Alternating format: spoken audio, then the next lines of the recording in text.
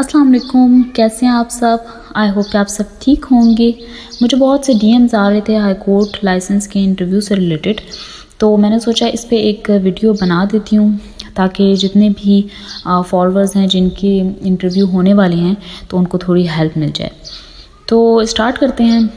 देखिए, इंटरव्यू में सबसे पहले दो तरह की चीज़ होती हैं। सबसे पहले प्रिपरेशन और दूसरा प्रेजेंटेशन।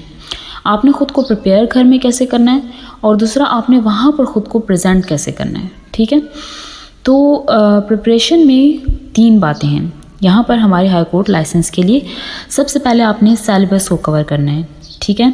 सेकेंडली आपके पास 20 केसेस होते हैं और जो तीसरी बात है वो ये है कि how to present yourself in an interview, यानी आपके कॉन्फिडेंस को चेक किया जाता है। ठीक है, तो उसको आपने ख़ुद को कॉन्फिडेंस में कैसे लाना है, इसके लिए जो है तो हम काम करेंगे।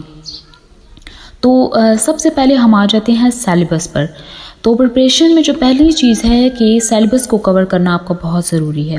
देखिए, आप सबसे पहले जो है तो इम्पॉर्टेंट क्वेश्चंस जो है ना उनको अच्छे तरीके से पढ़ लें, उनको अच्छे तरीके से याद कर लें, की पॉइंट्स नोट कर लें क्योंकि वो आपसे पूछे जा सकते हैं। सेकेंडली जो है तो 20 केसेस में ये है कि आपने सबसे पहले उनकी स्टोरी आपको अच्छे तरीके से मालूम होना ज़रूरी है। ठीक है, आपने स्टोरी जान ली, ठीक है। अब फिर रेलेवेंट लॉ क्या है, रेलेवेंट लॉ का आपको पता होना बहुत ज़रूरी है। तीसरी जो चीज़ है वो ये है कि प्रेजेंट स्टेज, यानी केस में अब नोयत क्या चल रही है, ये आपको पता होना बहुत ज़रूरी है। आपसे अगर पूछ सकते हैं, अगर आपसे पूछ लें कि प्रेजेंट स्टेज क्या है, मैंने तो जब मुझसे पूछा था तो मैंने कहा था किसी में शहादत चल रही है, किसी में गवाही चल रही है। तो अगर ऐसा भी हो सकता है कि आपसे अगर पूछा जाए कि स्पेसिफिक केस से रिलेटेड, तो आपको पता होना चाहिए, आपको कोई स्टोरी पता होनी चाहिए कि अब क्या सिचुएशन चल रही है। ठीक है, तो प्रेजेंट स्टेज आपको पता होना ज़रूरी है। और तीसरी जो चीज़ है वो ये है how to present yourself in an interview. तो सबसे पहले आपने क्वेश्चंस बनाने हैं। क्वेश्चंस कैसे बनाने हैं, देखिए आपने ये करना है ना कि आपने अब स्टोरी तो पढ़ ली है, ठीक है, स्टोरी पढ़ लिया। अब आप उसमें से देखें कि ऐसे कौन से क्वेश्चन हैं जो आपसे पूछे जा सकते हैं। ठीक है, तो आप उन क्वेश्चंस को लिख लें। वो आपने लिख लिए, आप अब उसमें जो है तो वो उसी केस में देखें, उसी प्लेंट में देखें कि आपको उसका आंसर मिल रहा है कि नहीं मिल रहा। अगर आपको नहीं मिल रहा तो आप इंटरनेट पे सर्च करें। दूसरी एक और अहम चीज़ ये है कि देखें आपके जो, क्योंकि ज़्यादातर हम केसेस सीनियर की केसेस होते हैं जो हम डील करते हैं, तो जो क्लाइंट है आप उस क्लाइंट से जो है तो मिलें और उससे जो है तो उसकी सारी डिटेल जो है तो मालूम कर लें। ठीक है, सब आपको पता होना चाहिए, उसके बारे में हर चीज़ आप जो है तो लिख लें। अब मुझसे एक केस के बारे में पूछा गया था, डिक्लेरेशन का केस था, तो उसमें जो है तो ये एक चीज़ कि उसकी वो जॉब क्या कर रहा है, जबकि उस केस में इस चीज़ की कोई इतनी ज़रूरत नहीं थी, वो उन्होंने पूछ लिया था। तो आप लोगों को उसके बारे में, क्लाइंट के बारे में हर चीज़ पता होना चाहिए। तो बेहतर है कि आप जो है तो क्लाइंट से जो है तो अच्छे तरीके से डिस्कस कर लें इस चीज़ को।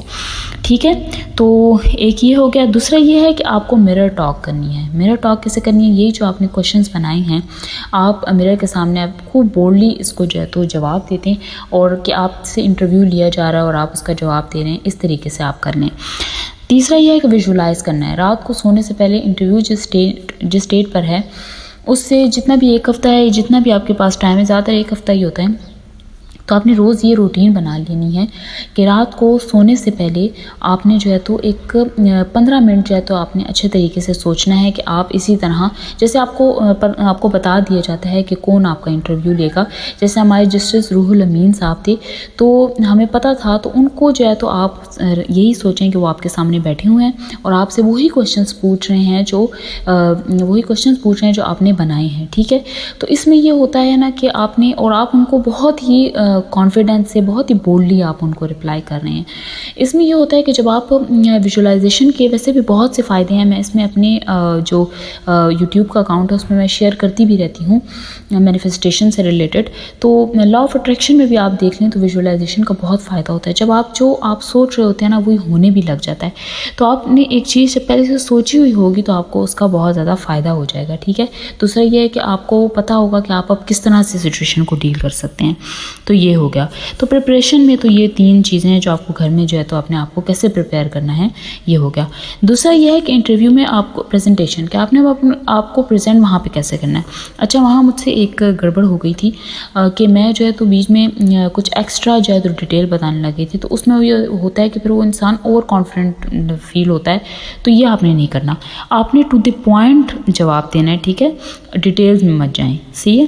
दूसरा ये है कि आपसे उस सीनियर का नेम पूछेंगे, उसका ऑफिस पूछेंगे कि कहाँ है, तो आप वो भी बता दें। आपको पता होना चाहिए उनका ऑफिस कहाँ है, आपको पता नहीं है तो कहेंगे कि इसको इतना भी नहीं पता, तो ये चीज़ भी होना ज़रूरी है। तो ये मैंने सोचा कि आप लोगों को बता दूँ कि मेरा ये एक्सपीरियंस था। तो फ़िलहाल के लिए इतना ही। अल्लाह हाफ़िज़, फ़ी अमान अल्लाह।